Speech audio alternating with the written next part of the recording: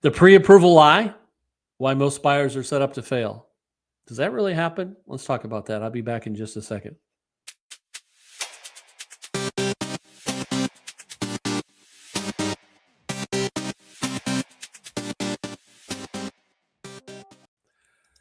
Hey everyone, welcome to another episode of Inside the Deal Through Michael's Eyes. It's a fresh take on real estate and business in general. My name is Michael Renick, and I am your host for this podcast. After a 31-year career at General Motors, I retired at a young age of 52 and moved right into real estate. The purpose of the podcast is to combine both my GM and my business, or my GM and my real estate experience. We want to go beyond the surface, offering a candid look at how business should be done right. I'm tired of some of the things I see out there, and we want to make sure that things are done the right way. So my guest today, my partner in crime, is Don B. I call him the mortgage coach. Let me quickly explain why. When my clients need a great mortgage person, Don is the only one I refer to these days. Over the years, he has demonstrated the same passion as I have, that doing business the right way is the only way. As we all know, the mortgage process is a complex one. With an extended partner such as Don, we have someone that guides my clients seamlessly through the process and delivers a quality product each and every time. What I personally like about Don is that he does not offer excuses, but instead he works to find a solution even in the most difficult cases. Don, welcome back. How are you doing today? I'm doing great, Mike. How are you? I'm doing great. Pre-approval lie. Those are some pretty strong words. Maybe we begin by talking about different levels of pre-approvals. What makes sense? Go ahead. I'm going to throw a curveball at you here today. I like that. You're getting more comfortable with these. This is good. What does this sound like to you? Hello, Mike. Yeah, let's do a pre-approval. How much money do you make? I make $100,000 a year. And what monthly That's debts? line number one. And what monthly debts do you have? Right now I owe nothing. Great. Here's your pre-approval letter. Does that sound reasonable? Well, I like the fact that I got the letter, but when you look behind the scenes, there's this process that's very painful. I call it underwriting. Are they going to take that? No, it's just, again, drilling down to was that enough information to get a pre-approval letter? No, it wasn't. But if you're the consumer, you're the buyer, man, I got my letter, look how much I can buy. And then you go under contract. 2 weeks later, lender calls and said, "Oh, I'm sorry. You're a commission employee, or you're self-employed, or you get a 1099 instead of a W-2, or a lot of that income you gave me was overtime."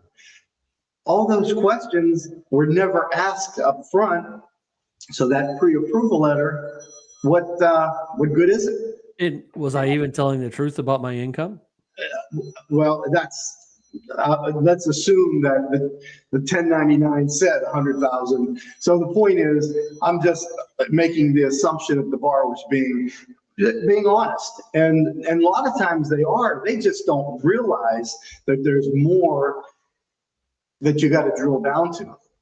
So what I like to do, so sometimes when we're working with a mortgage client, they're competing with a cash offer.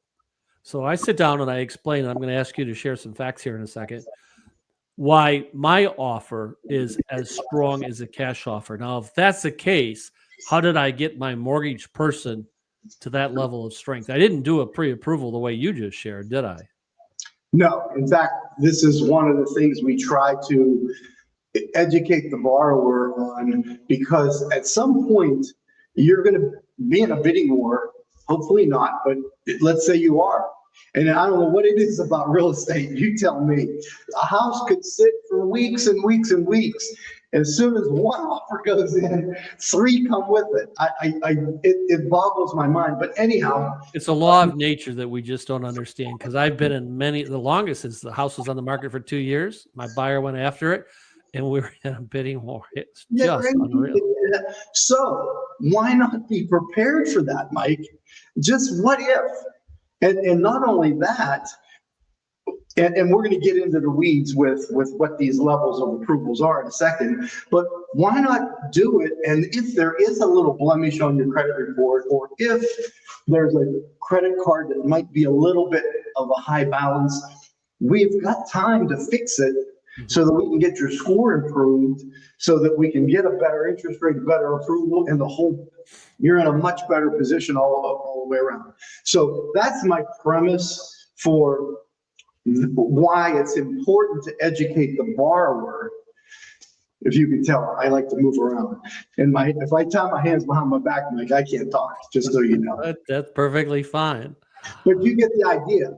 If the consumer realized the value, because this is all free, if they just understood the value of getting some good information for free, what can it hurt? Instead of, hey, Don, I know it's 6:30, but we got to get this offer in before 8 o'clock tonight because it's the highest and best, and our offer, I need this letter now. And then what do you do? It's a fire drill. Yeah. And the stress is so excruciating for the buyer. It's so unnecessary. Okay. So that's why I like to have this conversation with the buyer and their mortgage person way up front. It's about preparing. That way I can put my buyer in a lot stronger position when we go forward, because when a buyer writes an offer, they obviously want that home, and I don't want to disappoint them. So I come to you, let's say the buyer comes to you and they're saying, I want to get ready. Mike's my broker and we're going to move forward. What do you recommend they go through to be in the strongest position possible, Don? Well, let's work that way. We usually say, what's the easiest to the best? Let's go from the best to the easiest. The best is you literally do a mortgage. I'm not even going to call it an application, because you're applying for nothing. You don't have a house, but you're doing a mortgage questionnaire, let's call it. Okay. And the questionnaire is going to ask you all the information that we need.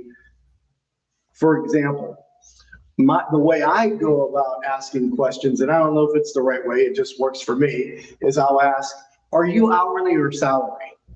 And immediately the borrower has to drill down in their pay stub and say, I'm not, I'm self-employed.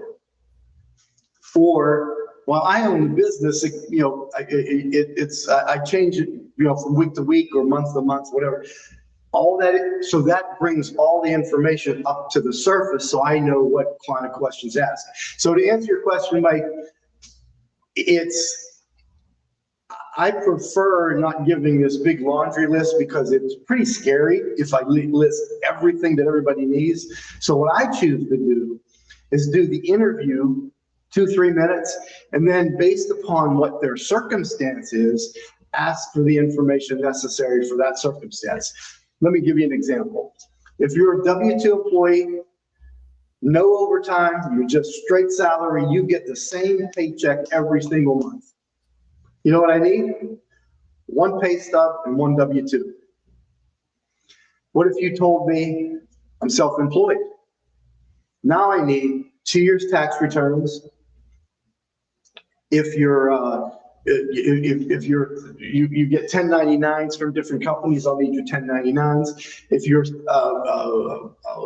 commission, overtime, bonus, I need to average those over 24 months. So you can see how more detailed, how much more information you need to ask for. So in my view, why ask for it if I don't need it? Just making it harder for you.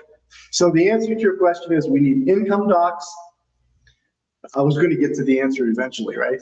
You need income docs. You know, when I edit the video, I can get you there a lot quicker. And I'll talk forever, so you don't have to say anything. So I ask for income docs, and then I'll ask for assets. We got to show that you have the money somewhere to put down or pay for the closing costs of this transaction. So we want to verify it. So we need assets, income, and from that point, if you own multiple rental properties, it gets a little more complicated. If you own no other properties, that's really all you need. Do you take all this, and ultimately, do you, to have the strongest approval possible, do you take it to an underwriter to go through this? That's the ultimate approval, which makes the buyer a cash buyer. By the way, that was the answer I was looking for 10 minutes ago. That's all right. You know what? I deserve that. So we're going to have some fun on this thing, Don. I think the world of you. Go ahead. So you're going to turn to our buddies, right? Our friends, the underwriters. So we take that information and we walk it down the hallway, and the underwriter, that's the person with the green teeth. They're chained to their desk. Their knuckles dragged across the floor nobody can talk to them. They're slide it under the door, right? They slide it back out of their cage once a year. Those people look at your file, and then they'll make the credit decision, sign off on it. And now what happened? Your mortgage is done. So now you're literally a cash buyer. Literally. So you have final approval, with the only exception being, will the property appraise, correct? And you know what? From my perspective, my job, I'm concerned about the collateral, yes. But for competing with another cash person, you're on a level playing field now. So to answer your question, we still are going to have to find out if the property is worth what they're paying for it. Is there different terminology? Like we talked about a pre-approval that was virtually worthless about a few minutes ago when we started the podcast. I wouldn't call this a pre-approval. What would you call this level? This is a mortgage commitment. Okay. It's a commitment to lend money. And that's what your approval says. Commit to lend. Okay. And are there some steps in between the pre-approval and the commitment? To make this very concise, there are multiple steps, multiple levels, but the other level is one where I still take the paper and then I look at it. I'm not the underwriter. I don't have I got hairy knuckles, but I don't have knuckles dragging across the floor and green teeth. I don't have the ability to say, yes, I'm going to lend you the money, but I have the ability to say, hey, based on what you gave me, you're going to be good. My 38 years of doing this says you're going to be okay. So when I approach this, I ask the buyer, we're looking at homes and stuff like that, and they find the home that they like. And before we take any next steps, and even before we get that far, before we start, I ask the buyer, if you found the home that you really like, are you serious about getting it over the finish line? And I'll tell you why I asked that in a minute. And they're going to say yes. Do I have your permission, Mr. and Mrs. Buyer, then to put you in the best possible position so that when you write that offer, we can hit a home run? And they're going to say yes. So I'm going to say, based on the fact that we're going to use a mortgage vehicle to bring this home, here's the steps I want you to go through. And that's exactly when I turn them over to you, or if they have their own lender. And this is what I'm asking them to go through. Let's make you strong before we even start looking at homes. Now, if we're just kind of looking around and we're not certain, I get it. It doesn't make sense for the buyer to go through all that steps right now. But I disagree. No, go ahead. You know what? I disagree with Mike, because you disagree? I like that. If they're 6 months away and there's something little, we got time to fix it. Okay. Oh, excellent. I don't know how to explain. We can fix things. If 9 times out of 10, not always, but anyhow, you get the idea. So I'm sorry to interrupt, but this is great. I just want people to get educated, and it's going to help you with not only buying a house, your car insurance, your life insurance, your renter's insurance, your homeowners. Everybody pulls a credit report down. Go get a car loan. 16 people pull your credit. Well, based on what we shared on an earlier podcast, they don't always do that on a car loan, because remember, I went into 3 banks and walked away and they wouldn't even talk to me. So that's a whole other podcast, another issue there. But you get the idea. So put yourself in the best position you can be for the rest of your, for other things, for your whole life. So that's why an experienced real estate agent is required, because he or she knows how to put you in the best position, and they need to partner with an experienced mortgage broker like Don here. Because I don't want to get to the end and disappoint my buyer. That's not what I'm all about here. I want the buyer to be happy. And if it's a home they want, I want to get it for them for the good price. I want to get this thing closed as fast as we can so they can move on and start doing the redecorating or whatever. But if we're not this meticulous, we don't dive down this deep, you completely raise the risk of this thing not happening. Does that make sense? It does. And there's nothing more crushing than somebody be so excited for a property. They think or they know they can afford it, but they don't qualify for it. And that's just so heartbreaking when you get in those situations, because now, we've already pictured ourselves with our family in this house. And then if we can't do it, it's disheartening, and it's unfortunate. Shouldn't get to that point. This is kind of a side. I don't know if you notice, I'm looking down at my watch. This is unbelievable. I just got a text from LifeLock by Norton Alert. It says you have a new credit. Someone had just pulled a credit thing, and there's no reason that should be happening right now. If I'm buying an asset right now, I'm totally unaware of it. So right after this podcast, I'm going in to find out what the heck's going on. Yeah, that's not good, right? Maybe some of those banks I was talking to on the car loan are finally going to start to pull the report. But anyway, so it's about doing the right thing. It's about digging down to the deep. We started out by saying the pre-approval lie, and that can be because you very well, a buyer doesn't know. They don't do this every day. They don't do it for a living. They have this paper from their mortgage person, and they think they're ready to go. It's our job to make sure we do it the right way. Does that make sense? 100%. That was the goal. That was my intention of this little conversation, was just to, make everybody aware things can be fixed. Sometimes they need time, but you can't do it if you have an hour. Yep. Nope, I get that. Don, I want to thank you again. 2 points as we close. Correct pronunciation of your last name and also your phone number for the folks that are listening. Don Bartomucci, 941-227-7618. Don, I want to thank you. Another great podcast. Thank you.